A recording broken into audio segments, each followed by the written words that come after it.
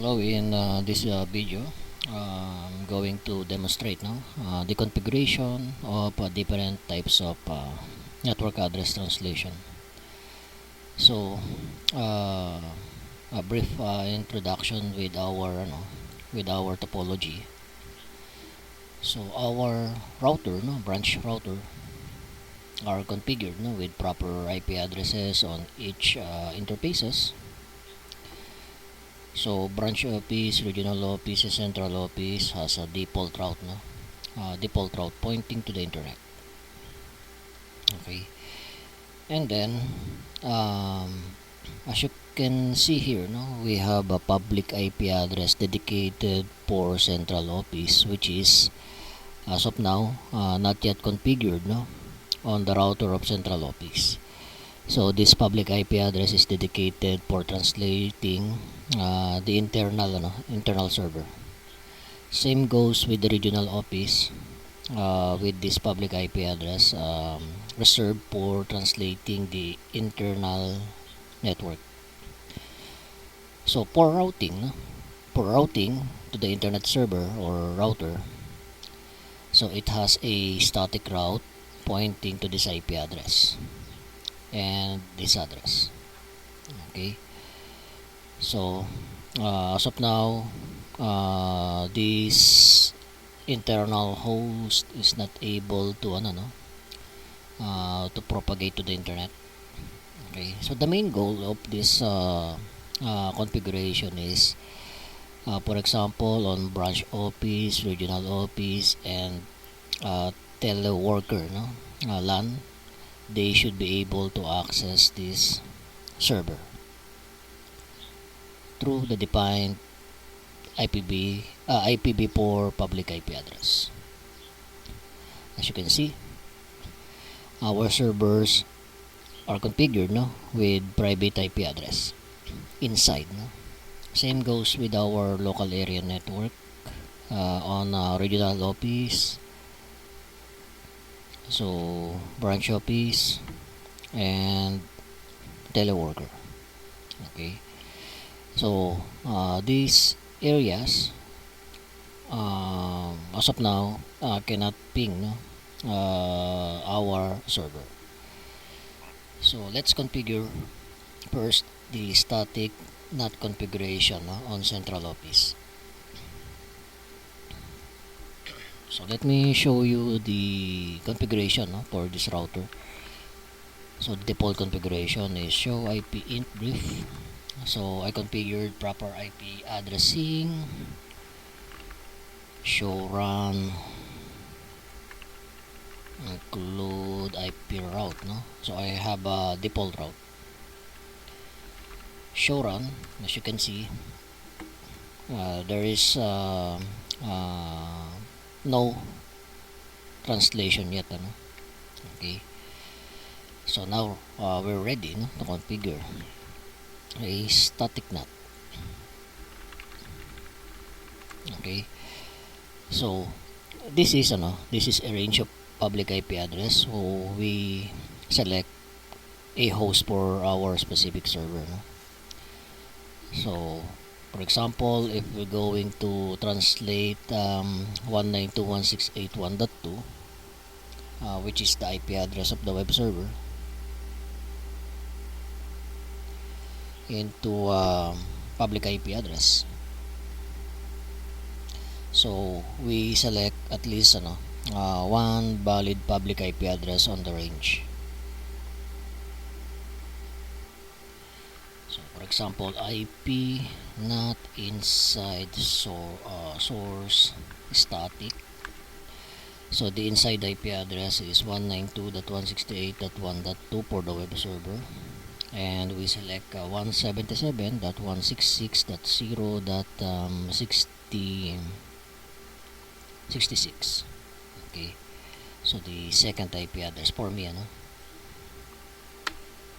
and then for our file server IP NAT inside source static 192.168.1.3 177.166.0.67.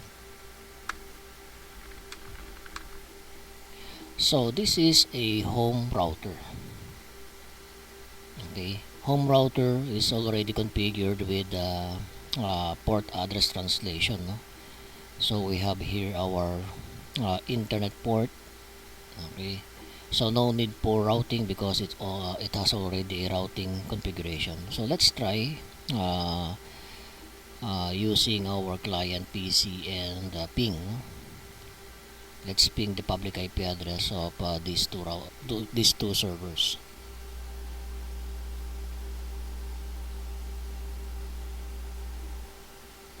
So ping 177.166.066.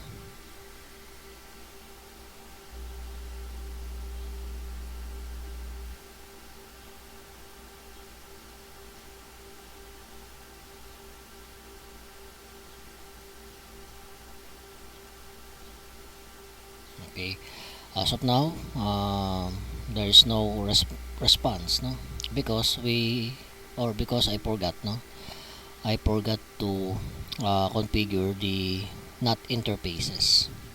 Okay, I already configured, the NAT translation, but I haven't configured these two interfaces for NAT, no.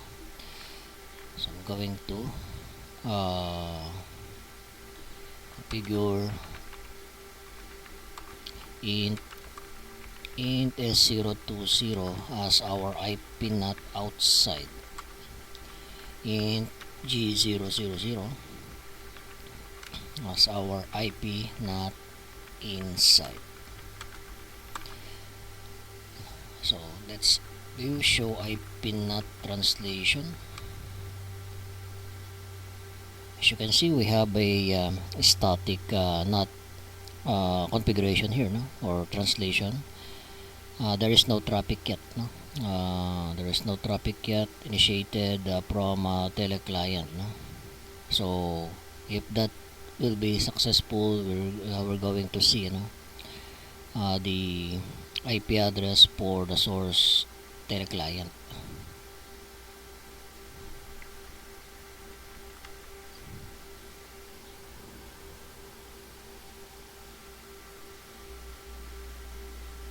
Okay, so successful.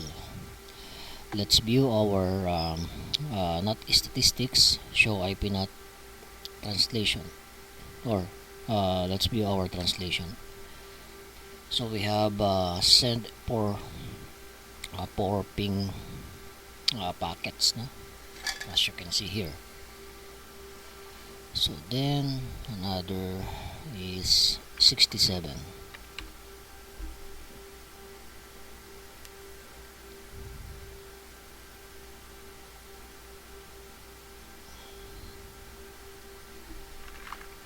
Show IP NAT translation. Okay, so we have a translation for that 67 public IP address coming from the public IP address of our teleworker, no? So show IP NAT statistics. Okay, so we have a total translation for the packets, no? Ayan, 6.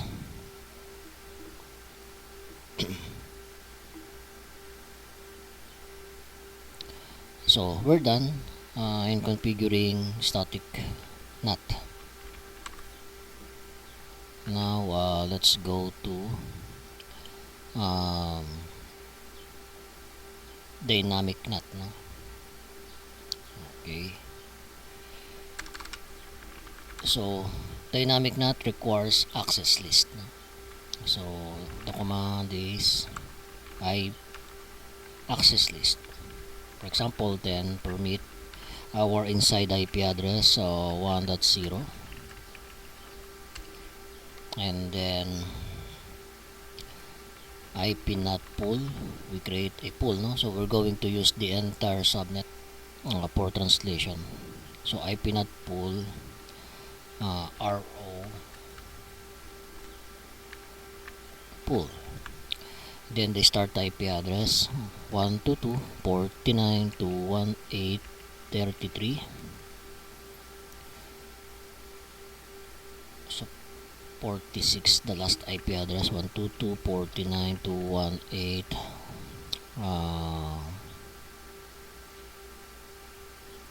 46. So because the next IP address here is 48, or the next network is 48, so 46 is the last valid IP address for the subnet, and then net mask of 255, 255, 255, 240. So we configure access list, the pool. Now we're going to bind access list with the NAT pool. So the command is ipnat source list, then the access list 10, then the command pool, this one. We configure overload so that we don't experience yung exhaustion of this public IP address. So kaya may overload tayo. Oops, sorry. ipnat inside, should be inside source list 10 pool, and then the NAT pool, and then overload. Now we configure our interfaces for NAT, int s0 to 0 ipnat outside, going to the internet, int g000 ipnat inside. Okay, so from RO client we should be able to ping public IP address, okay. So let's see, ping 177.166.0.66. We should also be able to access the secured web server, HTTPS 177.166.0.66. Okay. So for verification, show IP NAT translation or show IP NAT statistics.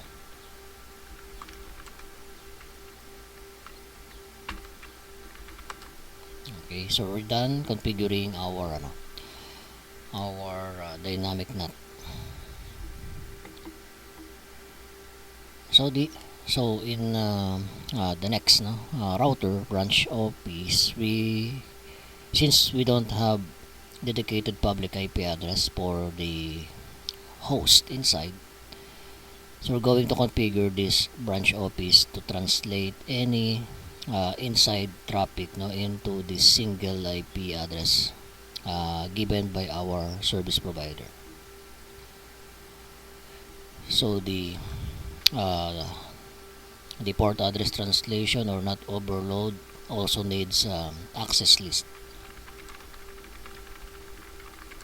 So access list, any number, then permit our internal IP address of 1.0, and then we bind this access list to a single interface, which is serial 020 IP NAT inside source list 10 interface S020 overload. And then let's configure the NAT interfaces.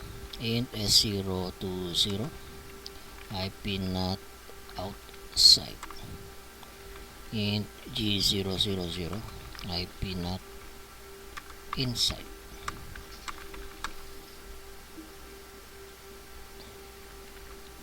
So now let's try to access our website, HTTPS.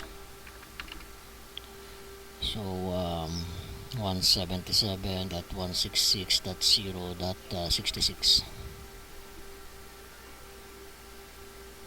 the file server. FTP 177.166.0.67.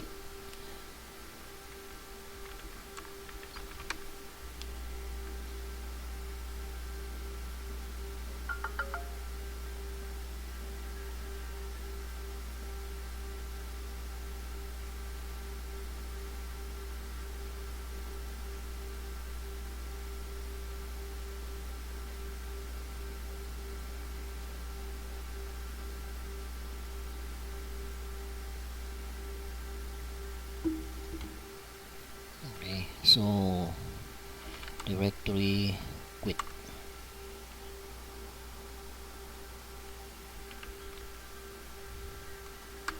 Okay, so the disadvantage of this scenario is we're not be able to ping from teleclient to RO client, teleclient to BR client, and RO client to BR client. Okay, so there is a connectivity issue with NAT, no? And end-to-end connectivity between remote devices. So I hope this video helps you understand, no? And um, gives you a uh, glance, no, of configuration of different types of NAT.